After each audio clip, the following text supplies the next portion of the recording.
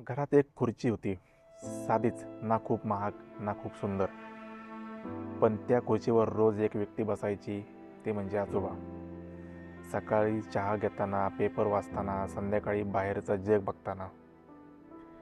ती खुर्ची आणि आजोबा दोघं कायम एकत्र दिसायचे. लहानपणी मला वाटायचं आजोबा कायम राहणार. जसं घराचं छप्पर कायम असतं तसं. ते रोज मला शाळेत सोडायला यायचे. मी हट्ट केला तर आई ओरडायची, पण आजोबा माझी बाजू घ्यायचे. मी कमी मार्क घेऊन आलो तरी ते म्हणायचे, गुणांपेक्षा माणूस चांगला बन. कायम माझ्यासोबत ते असायचे. जेव्हा त्या वाक्याची किंमत कळली नव्हती, कारण लहानपणी आपल्याला प्रेमाची सवय नसते. आपण आपल्या लहानपणाच्या विश्वात आपण जगत असतो.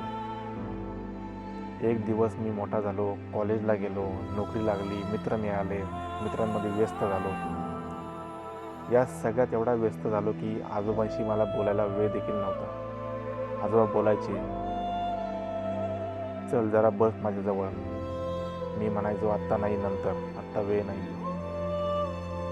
त्यांना गोष्टी सांगायच्या असतात, त्यांना माझ्याशी बोलायचे असते.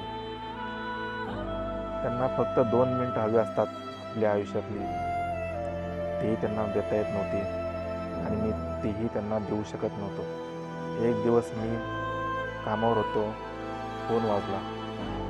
घरून फोन होता. फोन उचलला. आवाज जरा थरथर कापल्यासारखा वाटला. म्हणजे लवकर घरी ये. मी घरी पोचलो. सगळे शांत होते. घर भरलेलं होतं, पण तरीही घर रिकामं वाटत होतं. मी हॉलमध्ये गेलो आणि माझी नजर त्या खुर्चीकडे गेली. ती खुर्ची तिथंच होती, पण आजोबा नव्हते. पहिल्यांदाच ती खुर्ची रिकामी होती.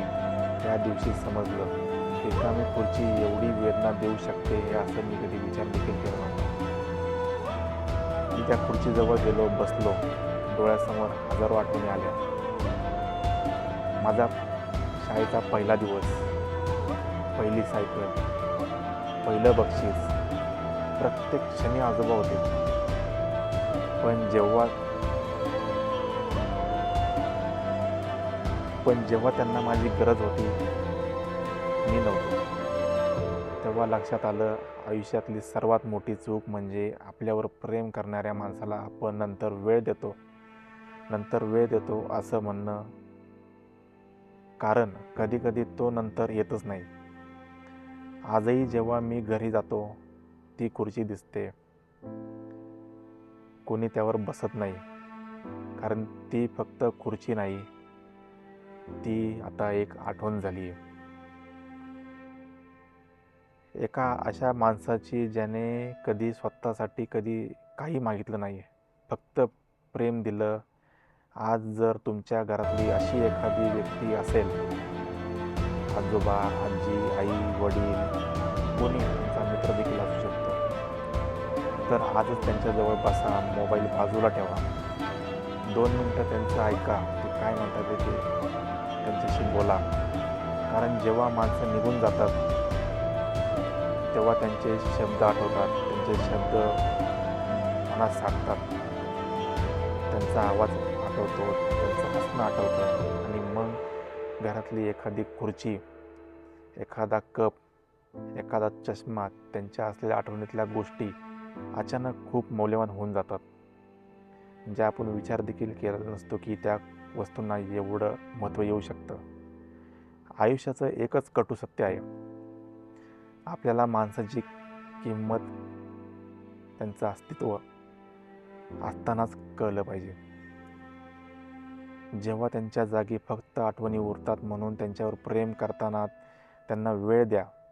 कारण पैशाची नवीन खुर्ची विकत घेता येते, पण त्या खुर्चीवर बसणारा माणूस परत आणता येत नाही. आयुष्यात काही रिकाम्या जागा अशा असतात, ज्या कितीही वर्ष गेली तरी त्या भरून निघत नाहीत. त्यामुळं हाही त्या गोष्टीला स्वीकारा आणि त्यांच्यासोबत 2 मिनटं, 5 मिनटं का होईना दिवसातले वेळ घालवा, बोला, चर्चा करा आणि सोबत राहा. स्टोरी कशी वाटली चांगली वाटली असेल तर नक्की सबस्क्राईब, लाईक अँड कमेंट करून नक्की सांगा. धन्यवाद.